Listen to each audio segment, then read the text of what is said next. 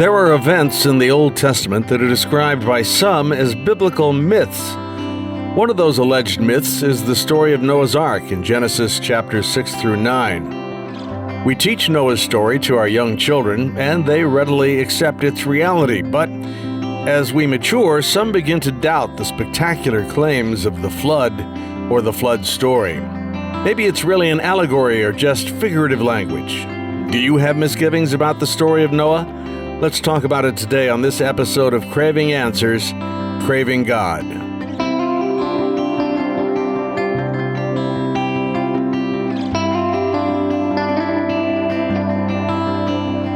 I'm Chuck Rathert with Aaron Miller. Aaron is the pastor of St. James Lutheran Church in Glen Carbon, Illinois. Aaron, whether it's the story of Noah's Ark, or the parting of the Red Sea, or the destruction of Sodom and Gomorrah, there are many narratives in the Old Testament that are difficult to believe. Are they all true, or are some in fact figurative, or are some purely mythical? First of all, it's kind of the wrong question to start off with. I beg your pardon. Yeah, no, I'm not. Swing and a miss. No, it's a good question, but it's the wrong first question. The first question is, what do the stories mean?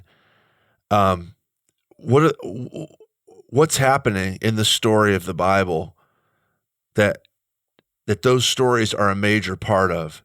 But without delving into that, because I'm sure we're going to, I'll say that well, let me tell you why I say it's not the important first question. It's about 150 years ago, 200 years ago, people in the West started to say, oh, these old stories, religious stories from the ancient world, they're all mythical. You can't really trust them. We all know now that the Red Sea didn't really part, that God didn't really create the world out of nothing, that the world wasn't entirely flooded with water, and we know that those aren't true. Christians responded by saying, no, they are true, and let's demonstrate why they're true. You have scientific reasons for thinking that these things didn't happen. We can come up with scientific reasons for why we think that they did happen. And now we've shown you, and we think they're true. And okay, there's a place for that, but Christians, and my type of Christian too, assume that was now our main job, was to demonstrate that the Bible is true, to try and figure out a way to prove that the Bible is true. That's the least interesting fact about the Bible, is its truth. It's one thing to say it's true, but if you're not actually reading the story... Say that again. See, this is hard for us. It's hard for us, is that... The least important thing is that it's true? Is that what you said? It's the least interesting thing about it, I said, is that it's true. We just assume now, Christians in the United States assume that, well, the important fact about the Bible is its truth. And then they don't read it. They don't stop and say, what is this? What is the flood all about in the story? I agree that it's true. I believe that it's true. But what's most important is, what is it doing in the story? What is it doing here? Why did it happen? Why are we told about it? How does it function in the story? I'm not saying, and I know we're going to talk about this, there's definitely a place to talk about, is it true? What's the evidence for it? But it's the least interesting thing about it. Now, all that to say, that now that I've said that, I'll say this. There are lots of things that happen, and this is a response to those who would say, oh, we can't believe big, huge cosmic events, the world being created out of nothing, a global flood. We can't believe those nowadays with our, with what we know about, we're all smart now. We have all the science and test tubes and whatnot, microscopes. We all know that this can't happen. There are lots of things that have happened within recent memory that, if they had been recorded in the Bible or in the Enuma Elish or in the Polycanon or in some ancient document, moderns would say, oh, that's bogus. We can't believe stuff like that. Lots of things that have happened. The Tunguska event in this was either the Soviet Union or it was right before the Soviet Union in Russia, a little bit over 100 years ago. A comet explodes just several miles. It enters the Earth's atmosphere and explodes several miles above the ground, wipes out hundreds of square miles of trees, flattens them in a radial pattern from the center. It created a sonic boom and an explosion that could be heard on every single continent. It could be heard in the United States. It could be heard in Europe. If the Bible told a story about this huge boom that could be heard all over the world, contemporary people would say, oh, just them old superstitious people making up myths. If the Bible had told stories about global pandemics, superstitious myths, But we know that they happen. We know about the Black Death. We know about the Spanish flu. We know by now about COVID. If the Bible had told a story about a cosmic war that took place on all continents with massive armies and navies and people in flying machines flying around shooting at each other, modern people would say, oh, it's clearly superstitious myth made up. But we believe it because we have seen it. And the stories that you see in the Bible, I'm not saying that they're all, very simply believed. Lots of crazy things happen in the Bible. It's just a matter of, do they fit in with the story that you live in? That's the question. World War II, the Second World War, fits in with the story that I live in. My grandfather fought in it. He told me stories about it. There's political ramifications even today, going back to that point. The Russia and Ukraine war, for instance, can be explained to some extent by things that happened during the Second World War. So it's easy for me to believe in. It's just a question of which story do you live in. And I freely admit that I don't have a lot of scientific knowledge. I can't tell you about geological strata and the effects that a global flood would have had on the Earth's atmosphere that can be examined or not examined now. I don't know. I just know that people believe stories that match up with the story that they're currently living in. Everybody does that. And so for me, living in the story of the world as told by sacred scripture, it's not hard for me to believe in it. So let's go back to your original point where you said that as far as these stories are concerned, the real question is, what do the stories mean? I think that's the way you said it. Yeah. My simple mind clicks on that and says, well, it must be kind of like Aesop's fables. He wrote a bunch of stories, right, and they meant something. They taught some kind of moral integrity, but they weren't true. He made them up. Right, yeah. So the fables are figurative, and I'm about to come to the conclusion that you just convinced me that the Old Testament historical biblical narratives are also made up. Yeah, so if the goal of the storyteller is to present some sort of timeless truth, frequently fiction does a great job of that. Aesop's fables is a good example of that, like you mentioned. Honestly, Jesus' parables. Some of his parables are designed to tell, now there's debate about this, but some of his parables are designed to tell big picture truths. And Jesus doesn't have any problem using fiction to do that. However, what we're talking, when I say, we're talking about the flood here. What does the flood mean? What I mean by that is, what is God intending to do with the creation that he made? What does that mean? Like, what are God's purposes for his creation? What does the flood tell us about that? I'm not saying that it didn't happen, but I'm saying the main question is, what is God trying to accomplish in the story that he's writing about how he's dealing with his creation? And it's fairly easy if you read the story of the cosmic flood in Genesis 6 through 9, that you can suss out there exactly what it is that he's up to, what he's trying to do, what his goals are, what his intentions are at the beginning of it, what his intentions are flowing out of it, no pun intended, in his plans going forward.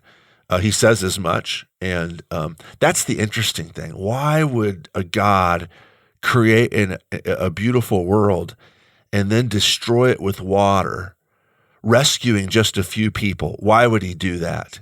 And what does that mean for us now We're living in several chapters on from that story. Several is an understatement. How do we fit into that story? Now, that's the interesting thing for me. So what if I'm dubious about your God and sort of pulling on the same thread that you just introduced there? As I think about a worldwide flood and the calamity that is described there, this would be an epic movie. It is almost beyond belief. And if this is the way God does things, I'm more inclined to doubt your God than I was before, giving us stories that are just beyond our ability to explain or grasp. They're just off the chart. You could work at it all day. And if you come at it from that prove it to me kind of perspective, you're not going to arrive. So now I've looked at the story, and you know what? It's made me doubt him more. Right.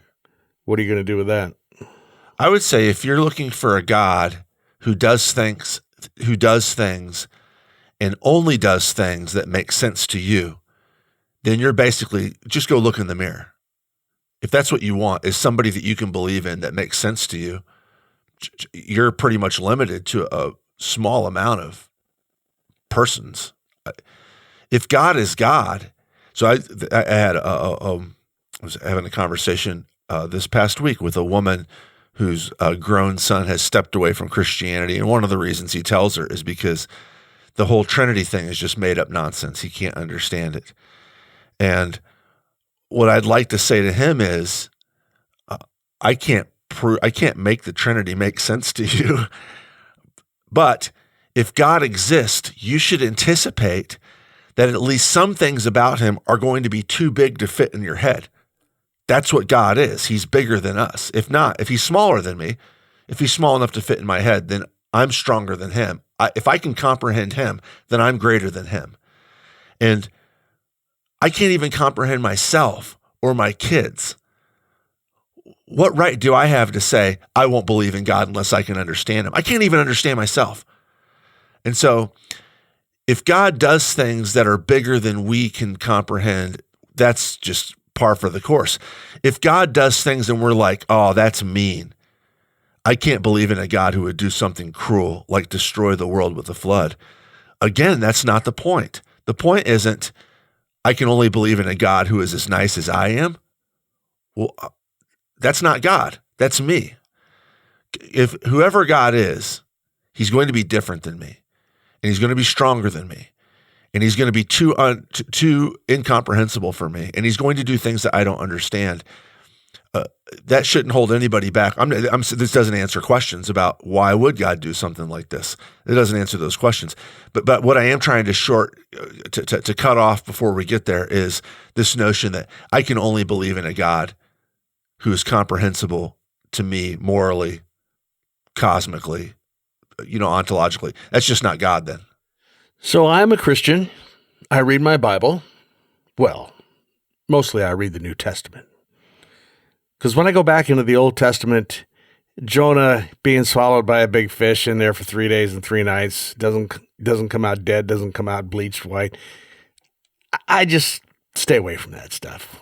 It troubles me more than it encourages me. But I'm a Christian. What would you say to me? Well, I'd say, again, if you try to slim God down to the comprehensible or to the understandable, then you're really, you're cutting him down, you're whittling him down so that he's more like me or you. I would just say embrace it. There's more stuff. One of the things that postmodernism has done really beneficial is to say modernism, this scientific notion that if we can't prove it, if it won't fit into our test tubes, unless 4 out of 5 scientists recommend the story of the flood to me, I will not believe it. That sort of nonsense is, it's ethnocentric. It's very much we smart people here in Northern Europe and in North America are smarter than everybody else throughout the rest of human history. I would say just stay away from those sorts of things. There are more things in heaven and earth than your philosophy can grasp, Horatio, to quote Shakespeare. I mean, just like there's too much stuff to fit into our heads. It used to be said like 200 years ago, well, we all know the flood is mythological. could never have happened. But then we started to see that, well, actually the ancient Chinese have a cosmic flood myth. The Mesopotamians do. We have this in the Enuma Elish. We have this in the Epic of Gilgamesh. The Cheyenne do. In the high plains of North America, the Cheyennes have an ancient flood myth. Many people in Africa, many groups in Africa have an ancient flood myth. Where did this come from? Is this just coincidence that all these people in their collective memory have an ancient flood myth? Well, now some white guy sitting in an office at a university in Northern Europe tells me I can't believe in the flood because it's not civilized. It's not respectable. It's not scientific. I'll just say, well, I think that you probably have a slimmed down worldview. Your worldview is very, very, it's about 100, 200, 250, 300 years old, and it's located in one particular location on the globe. And the story of the cosmic flood is thousands and thousands and thousands of years old and appears everywhere all over the globe. Who should I go with? You, Mr. Smart Guy, or with everybody else? And all I'm saying is that it doesn't prove anything. To say you have to prove it to believe it would be to cave into his standards, Mr. Smart Guy sitting in the university. And I'm just saying, just look out. The whole world, the world is a much bigger place than we've imagined in North America the past couple hundred years. It's possible that stuff like this could happen that we can't understand, but it's still true. So I'm a Christian. You say to me, do you believe Jesus changed water into wine? I say, yes, sir. You say to me, do you believe Jesus fed 5,000 people with 5 loaves and 2 fish? I say, yes, sir. You say to me, do you believe Jesus rose from the dead after being dead for 3 days? I say, yes, sir. And you say, do you believe in Noah's Ark? And I have trouble with that. That may sound kind of silly, but I think there are people who are right there at that point. They believe the New Testament miracles, but really struggle with these Old Testament miracles. I guess it seems inconsistent, but don't you think there are people who are in that basket? Yeah, possibly. I mean, one thing you could say is that, you believe in Jesus, you believe that Jesus rose from the dead. That's a bit easier for me than Jonah and the whale, because Jonah and the whale is kind of a one-off story. Jesus rising from the dead, there's hundreds of witnesses to this. People who wrote the story down from their own perspective. We have 4 of these in the Christian Gospels. People who are willing to give up their lives for this. It's easier for me to say, there's pretty good historical evidence that something happened there. And more even skeptics are starting to say, something happened. I don't want to believe that, God became a human being and rose from the dead, but something happened on that first Easter morning. I get it. Jonah and the whale is a little bit harder to grasp. One of the things I would say, though, is that, you believe in Jesus. Jesus believed in Jonah and the whale. Jesus talked about it. He assumed it was a real story. He mentions it several times in the Gospels. So I guess it's just a question of how many impossible things are you willing to believe? You're willing to believe God became a human being and rose from the dead. What's stopping you from believing other stuff that's in the same story? I mean, this is different than, right? Okay, so let me just say, this is different than believing in the tooth fairy, right? I mean, because this is the same story. The story of a prophet. I'm talking about Jonah now. I know we're not talking about the flood, but this prophet being told, God has a mission for you to preach redemption and salvation to this people. And God is committed to this. And the prophet running away from it. And God forcing the prophet to go back to it by metaphorically killing him, by having him swallowed by a whale, and then spit up on a beach so that he has to do this mission of redemption. That's the same part of the story as the flood story. God commissioning his human creatures to live out redemption in the world, them running away from it, God killing his human creatures in a flood, but rescuing some so that they can be forced to continue on this mission. Jesus being put on this mission to rescue humanity, being assassinated by human beings, but being brought back to this mission by coming back out of death into life. It's a part of the same story. This is different than the tooth fairy. I lost my tooth, so I'm going to get $1 tonight. My mom and dad bring the $1 in, take the tooth, tell me the tooth fairy came. I don't have to believe in the tooth fairy. It's not a part of this story. It's a part of the story of a kid losing a tooth and getting $1. And which is fine. We did it with our kids too, but it's a different story. It's different than I can believe in Jonah and the whale. It's a part of this story. I can believe in the flood. It's a part of this story of God bringing redemption out of death. which just fits in perfectly with God himself dying and rising from the dead. Let's turn this coin over and come at it from the opposite angle. Let's say my friend doesn't believe that Noah's Ark happened. He believes it's a myth or a fable. Doesn't believe in any of those Red Sea stories or Jonah stories. And I tell him, well, I do. I believe in them all. And I can tell just by the look in his face that he's disappointed that I'm such an idiot. Maybe that's too strong a term, but you know what I mean. And then I say, I and millions of other Christians regularly say out loud the Apostles' Creed. I believe in God the Father, Almighty God, maker of heaven and earth.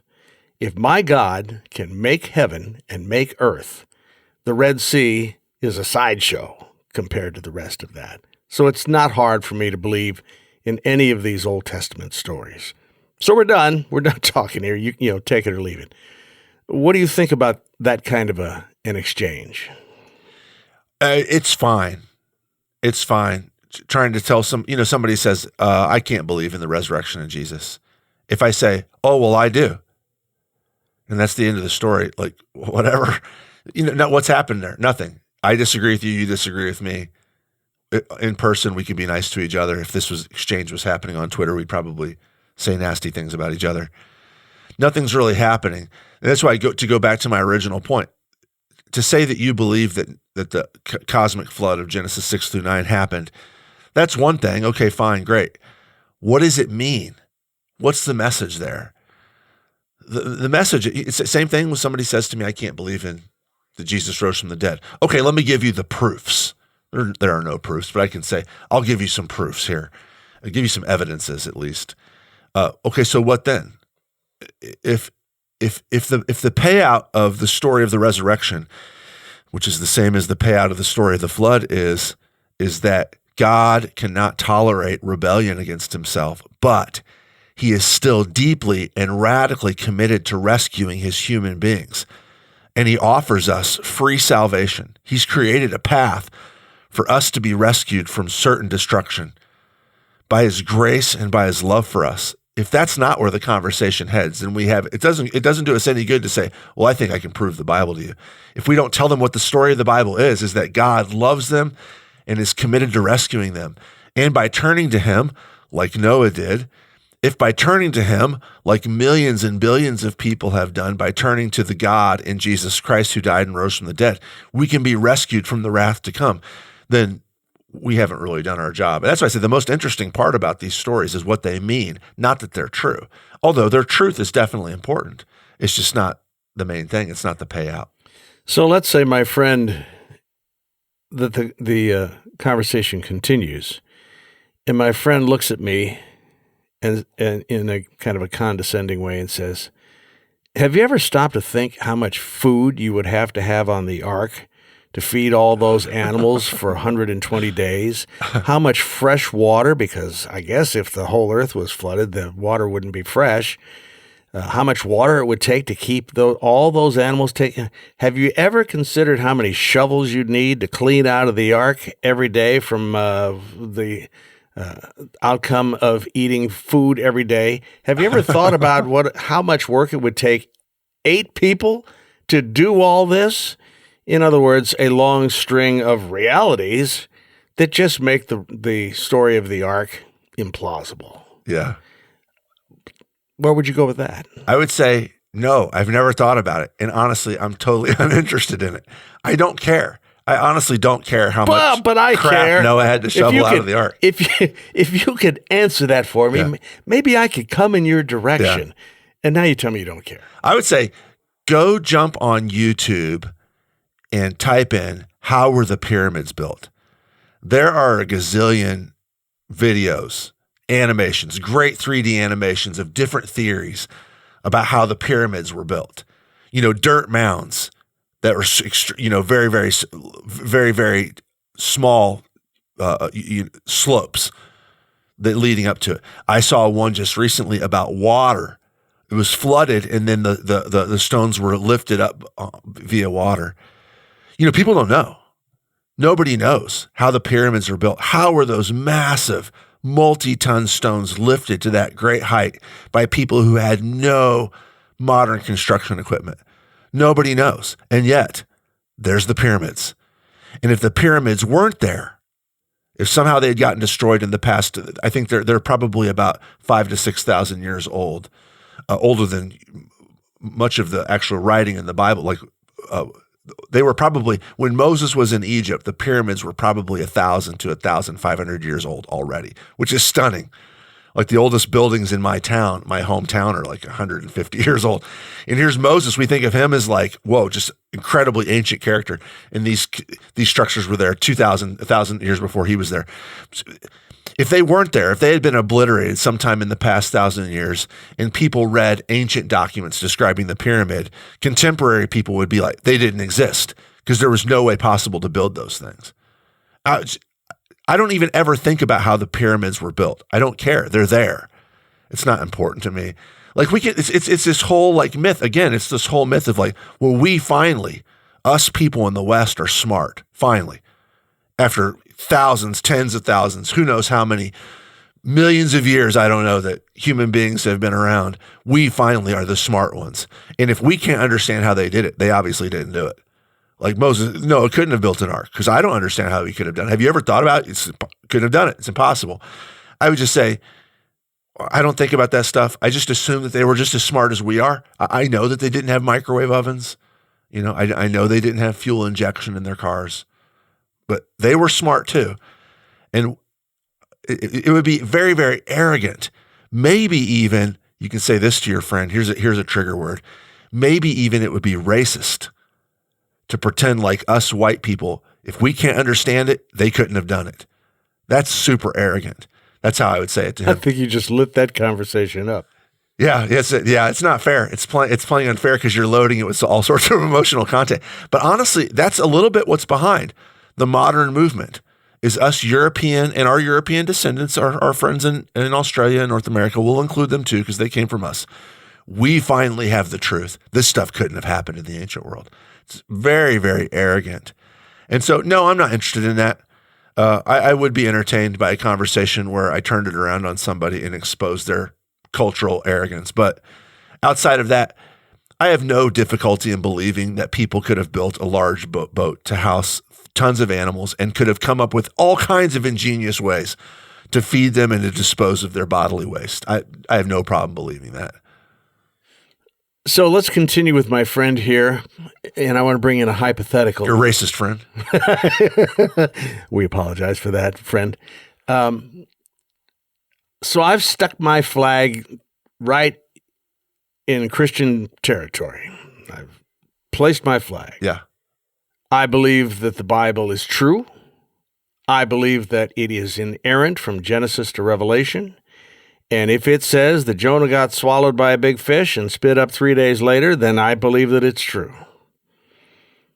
My friend is arguing from a sort of scientific perspective, Sure. Looking for data, looking for information to assemble and then come up with a proof of some kind, which may demonstrate that my faith is incorrect.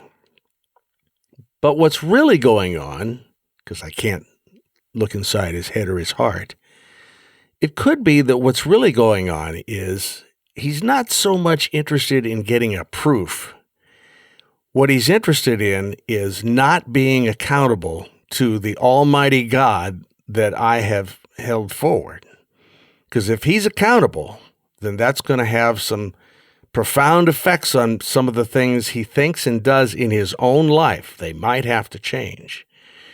And the science is kind of a facade. That just keeps me at arm's length so that he doesn't have to enter into that territory. But what's really going on is he doesn't want to be convinced that there is a God to whom he is accountable.